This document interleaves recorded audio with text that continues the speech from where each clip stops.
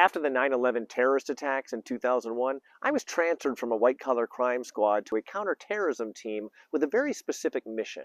There were two Islamic charities based in Chicago. One was called Benevolence International Foundation, and the other was Global Relief Foundation. They were collecting money from good American Muslims, ostensibly for the poor and needy of the Muslim world. But what was actually happening was that they were funneling the money to Islamic fighting groups, including Al-Qaeda.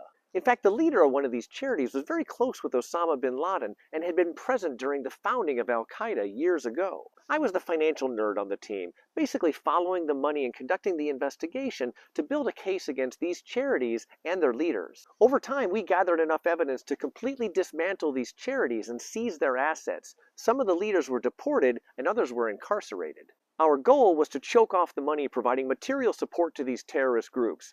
Unfortunately, we were criticized for being anti-Muslim. Shutting down charities will get you criticized. I tried explaining to anyone who would listen that the Muslim donors were actually victims of a fraud. They weren't donating money for fighters, they were donating money for the poor and needy, and that money was being diverted for violent acts. The years after the 9/11 attacks were a weird time for American law enforcement, but I'm convinced that we did the best we could with the tools that we had.